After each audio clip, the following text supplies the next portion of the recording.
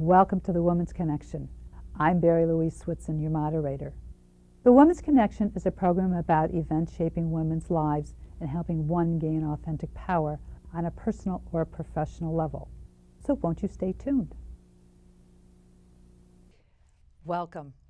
There are two words that strike fear in the lives of every woman, and they are breast cancer. With me today is a woman who has come up with some innovative ways to combat this disease and stay healthy. And I would like to welcome Christine Horner. Doctor, thank you so much for joining me. Thank you for having me. You wrote a book called Waking the Warrior Goddess. Why don't you tell us a little bit about the book first? Sure. The book is all the research-proven ways that women can dramatically lower the risk of getting breast cancer. And they're also the same ways or things that can help women who have breast cancer successfully fight their disease. All right. Women die of breast cancer every 12 seconds in this country. Mm-hmm. How come the statistics are so high? Well, we're doing a lot of things wrong. And Right. we're not doing a lot of things that are right. So what I did, I'm actually a plastic surgeon. Oh, for heaven's sakes. And I did a lot of breast reconstruction in my practice. I got very interested in breast cancer early on because my mother had developed breast cancer but had apparently successfully fought it. And then in the early 1990s, insurance companies stopped paying for breast reconstruction after mastectomies. So I spearheaded the legislative effort to make it mandatory that insurance companies pay for breast reconstruction. Yay. Yes. So I met with President Clinton and worked with Senator Kennedy, and we were able to get the legislation passed in 1998. But early in that campaign, my mother developed breast cancer again. And they thought they caught it early, but she ended up dying 9 months later. And so, I thought, I don't want this. I know what it's like. I take care of patients who have breast cancer, and I know that even if we catch it early, you still have to go through surgery and chemotherapy and radiation, and this is certainly not something that I'd like to go through, and I don't want to see other women going through it. So I thought there's got to be things that women can do that can dramatically lower the risk of getting this disease. So what did you find when you started doing some research? Well, what I did was, I looked through the medical literature and I thought, is there anything that, indicates that as contributing to the breast cancer epidemic or things that we can do to help protect ourselves. And what I found was literally thousands of studies showing that natural things, so these are foods, supplements, activities, going to bed by 10 o'clock, things like that, can have an unbelievable effect in either, contributing to breast cancer or protecting against it. And what I found was that really, we know exactly why we have a breast cancer epidemic. We know all the things that are contributing to it, and we know how to probably lower the risk of a woman getting breast cancer by 80–90%, very simply. So how come it's not happening? Because the information has not gotten out. And that's when I first went through the medical literature. I was delighted that I found all this. And then I was quite upset because I thought, here I am, a physician. I'm extremely highly trained. I'm board certified in general surgery and plastic surgery. And it's, I've had no information of this through medical school, none through my residency, and then as a practicing physician, none of it in my continuing medical education classes. So physicians don't know this, even though it's in the medical literature, and women don't know this. So that's my passion now, is to get this information out. Now, how come people aren't getting it out? I mean, well, if it's been known for so many years. I think that only bits and pieces have been known, and I think that most physicians, and when I would tell my friends this is too much information, but most physicians don't have time to read. They're taking care of patients all the time and doing paperwork, and when I was a practicing physician, it was very common for me to work 12 hours a day, and you don't have time to read the medical literature. And so even though it's there, it's kind of lost information, I guess, that most people aren't aware of until we have someone like me who, decides that I'm going to take this position where it's like, okay, I am going to find out, what the answers are here. And in order for me to write the book, I actually decided to leave my practice. What exactly causes breast cancer? There are many things that All right. contribute to the cause of breast cancer. So this whole thing that we've had where it was like, what is the cause of breast cancer? There isn't one thing. And right. what it is a number of things that contribute to it. So principally, it's our diet has a lot to do with it. So what they have found is that women who eat red meat, the most red meat, and particularly if it's grilled or well done, Oh my goodness, that's my favorite. a 400% increased risk of breast cancer. And the Okay. reason is because when we grill meats, there's new carcinogens that are formed called heterocyclic amines, and they're extremely carcinogenic, and so that's why well done and grilled red meats are much higher. Meat itself has many factors in it that contribute to the elevated risk of breast cancer, and part of it has to do with the protein in the meat that when it's cooked becomes carcinogenic, and also the saturated animal fats have an effect in our body that cause inflammation, which will promote not only breast cancer but many other diseases, and also the saturated animal fats are a storehouse for environmental toxins and all the things that we pump into our animals, so growth hormones and things like that. They say that you should really cook your meat well done. Well, Yes, because of I all say you the. shouldn't eat it at all. Oh, all right. Yeah, because that's a a real problem is the health problems associated with eating meat are not just breast cancer, also prostate cancer and heart disease and high blood pressure and cholesterol and on and on. So it's not a good thing for us to consume, and the research is something that proves it over and over again. What else can we do to increase our health?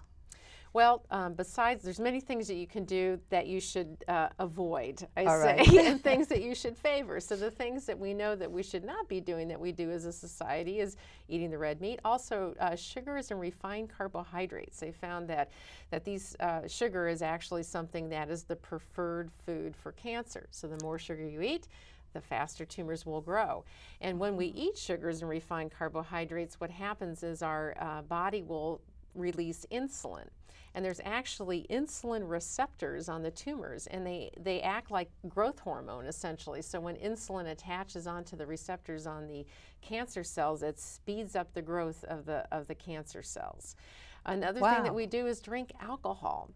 And they have found a direct linear relationship between alcohol and breast cancer. So if you drink one drink a day, your risk increases by 11%.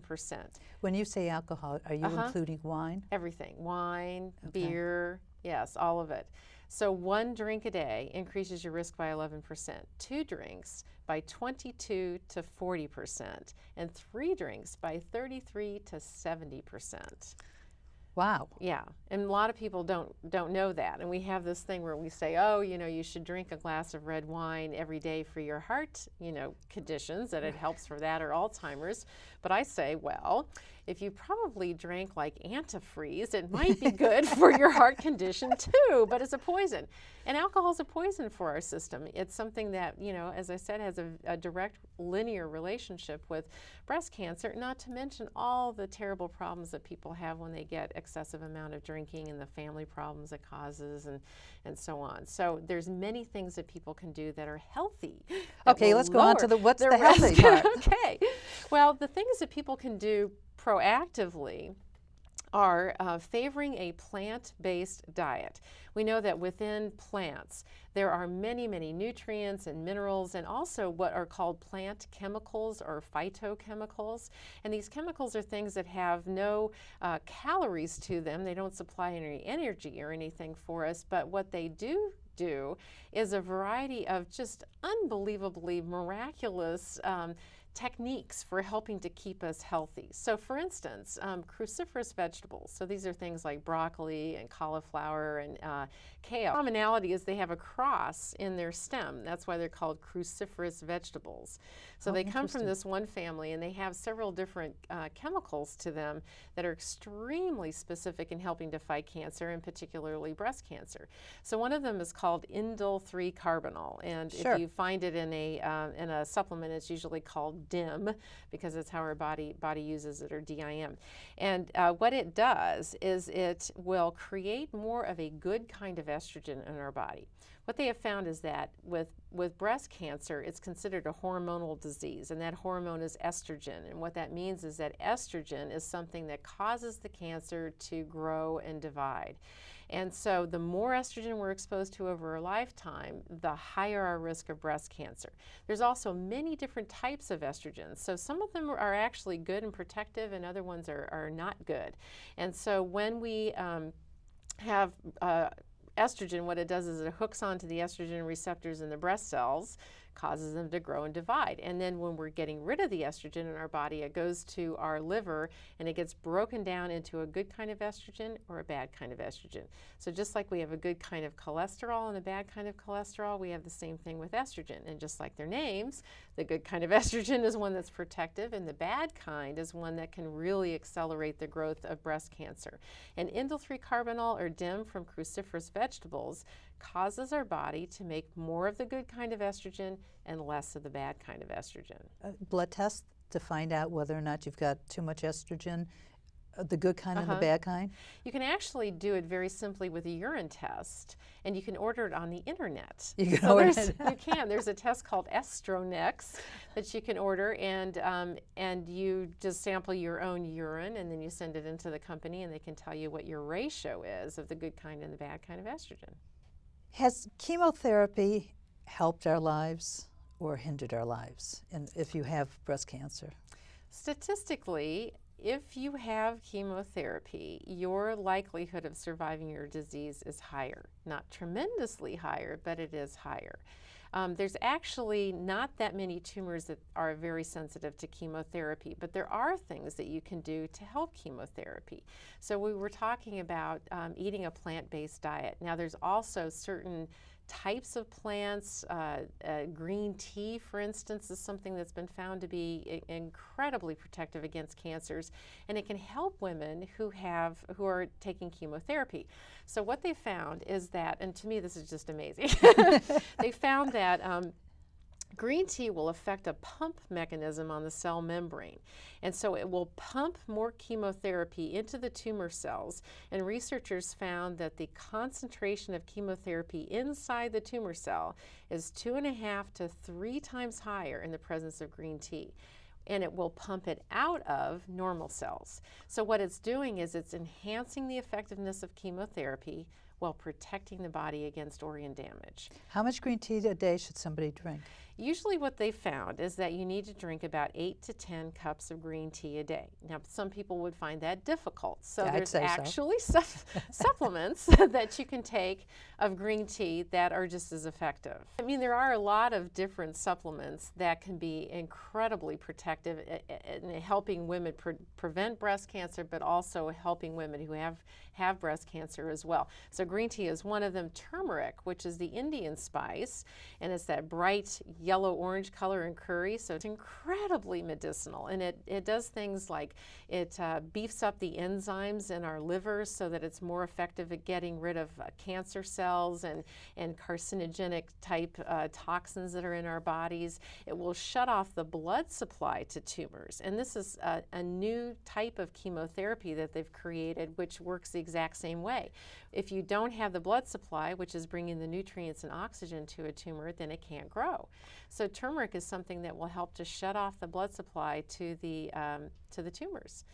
And it also decreases the amount of estrogen that we have in our body. And another very interesting effect that it has is some of our environmental toxins will mimic the estrogen molecule. And so what it does, and only it's worse, it's stronger than our natural estrogen, and it will cause tumors to grow even faster.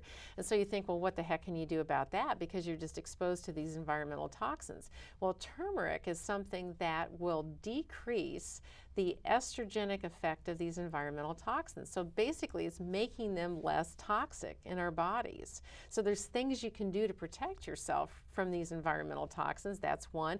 Another is eating a lot of broccoli or taking DIM as a supplement, because it will cause more of that good kind of estrogen, whereas the environmental toxins will cause more of the bad kind of estrogen. So you can kind of manipulate things in your body with these good foods and supplements.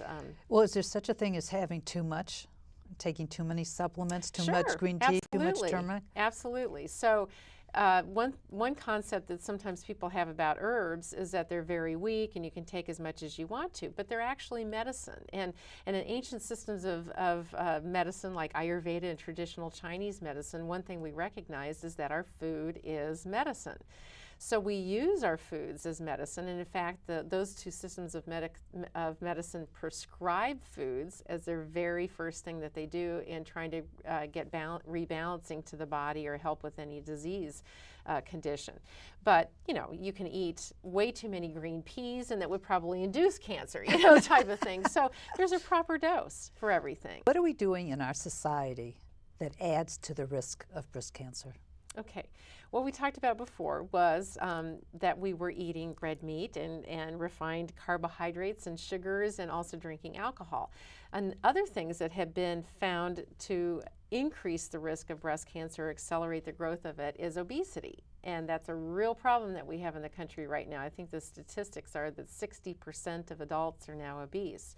They have linked about 20 to 30% of all postmenopausal breast cancers to obesity.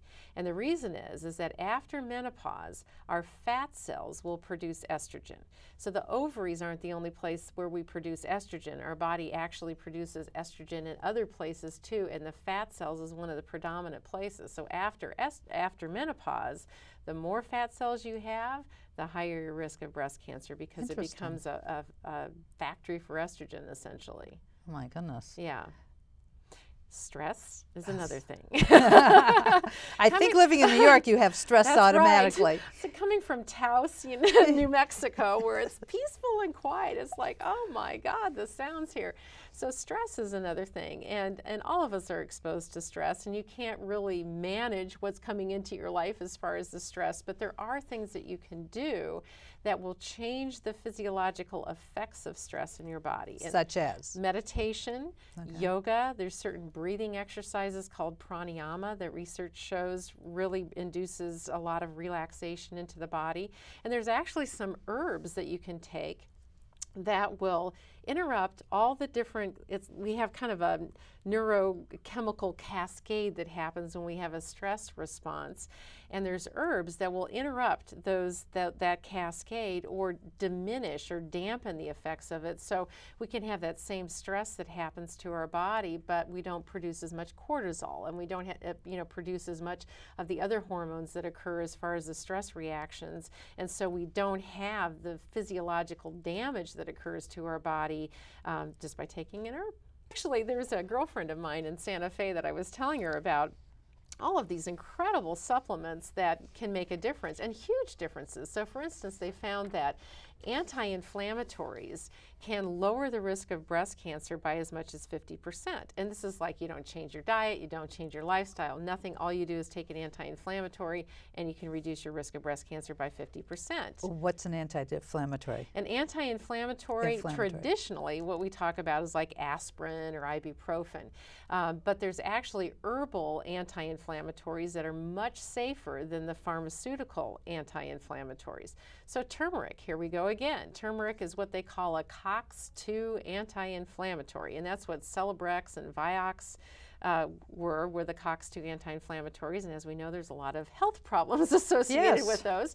So it's much safer to take an herbal one, and what it does is it stops this enzyme that's a key enzyme in inflammation. And what researchers have found is that inflammation plays a key role in the initiation and growth of virtually all cancers and all chronic disorders.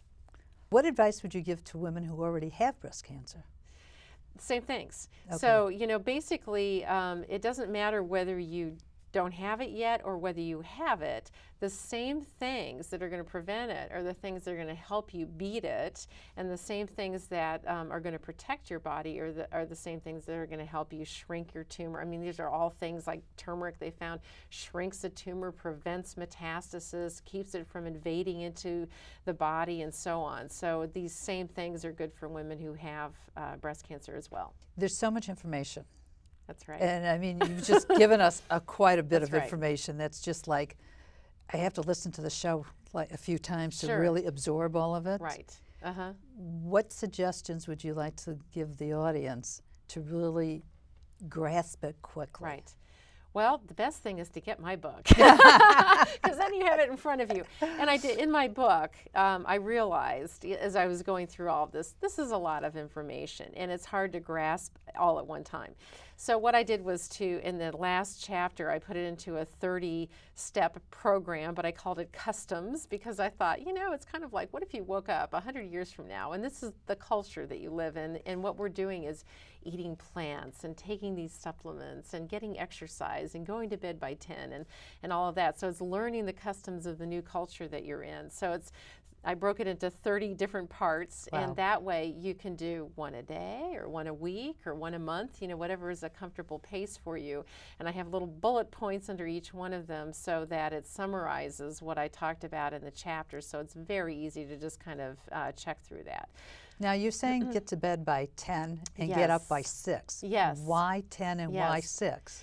Well, what researchers have found is that women who work the night shift, so night shift nurses in particular, have a 50% higher risk of breast cancer. And when they looked at why was this, one of the things that we know is that we have normal fluctuations of hormones throughout the day.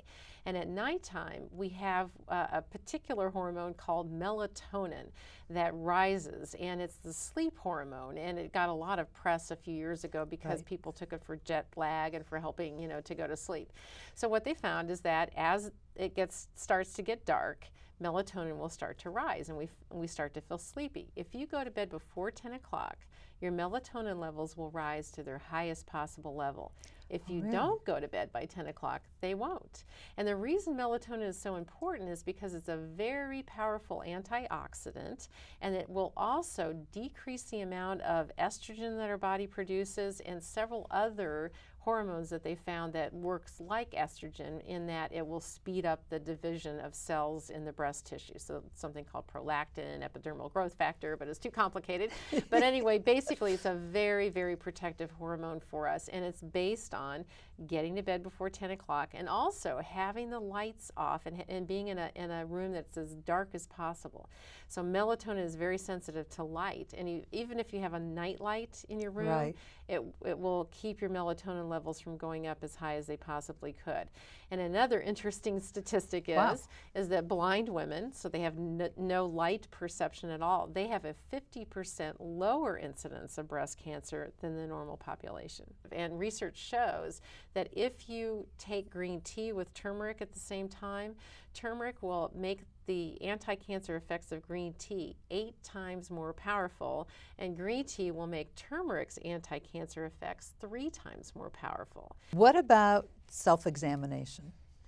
Self-examination is good. It's tough for women because most of us have what we call lumpy, bumpy breasts, and so when women start to examine themselves, they have no idea what they're feeling. Now, it's true that most women actually find breast tumors themselves, and so it is important to do, and what we usually recommend is that women just start doing breast exams. Yes, we know you don't know what you're feeling, but just get used to how your breasts feel, and then if you feel a difference, or if you feel something that's sticks out more than any other as far as the lumps, then that's something to be concerned about, and then you should get it checked out. Now, there's mammograms and there's sonograms. MRIs, thermograms. Which do you feel is the most effective? Well, that's a complicated question, actually, because what we're searching for is an ideal screening tool, and we don't have it. So mammograms are something that will pick up 80% of tumors, but they miss 20%. So women oftentimes they get mammograms and they think they're fine, but a mammogram can miss 20% of That's tumors. a big percentage. It is. And I mean, I've had cases where I had patients where their entire breast was replaced with tumor and their mammogram was normal, because you have to have calcium deposited in it for the mammogram to see it. Now, the other problem with mammograms is that what they think are suspicious, right, to the point where it requires a biopsy, 80% of that is incorrect. So 80% of all biopsies that we do are benign, and there's about 1 million breast biopsies that are done a year, and 800,000 of them are unnecessary. So huge medical costs, not to mention, the psychological and emotional, trauma to go through that.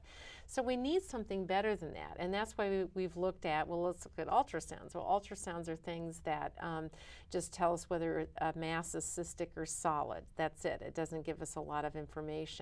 MRI scans will show us all the tumors in the breast, but they cost $2,000 usually. So it's impractical as a screening tool. Plus, it like a mammogram will pick up things that look like they're suspicious and they're not, so it can lead to a lot of unnecessary biopsies. Now, a technology that's being I'd say revived and kind of improved is something called thermography. Mm-hmm. And what that does is an infrared picture of the breast. So it doesn't have any radiation involved in it, and it's just simply a picture of the breast that uses an infrared camera, and it picks up heat and blood vessel patterns to the breast. And what we find is that new blood vessels will grow into a tumor before you even have a tumor that forms. So you'll get these abnormal blood vessel patterns and heat patterns to the breast before you pick anything up on mammogram, and it's extremely specific. So when there was a study done where they did mammograms and then in addition to that did thermograms, they were able to say with 98% accuracy which women should be biopsied. So it's a tool that definitely could be used in conjunction with mammograms, but I think at one point it may be able to replace it because our sophistication with it is getting so great. Doctor, what would you like to leave the audience with? I would like to leave the audience with the knowledge that they have tremendous power over their health and their ability to lower the risk of breast cancer. Most oftentimes we've been told that we don't know what causes breast cancer and we don't know how to cure it. It's not something that we need to fear because we have huge power in lowering our risk of breast cancer, and it's simple, natural things that everybody can do and fit into their lifestyle. Doctor, thank you so much for welcome. joining My me. pleasure. It's been Thank wonderful. you. And I hope you've learned something about preventing breast cancer as I have. And here's to good health.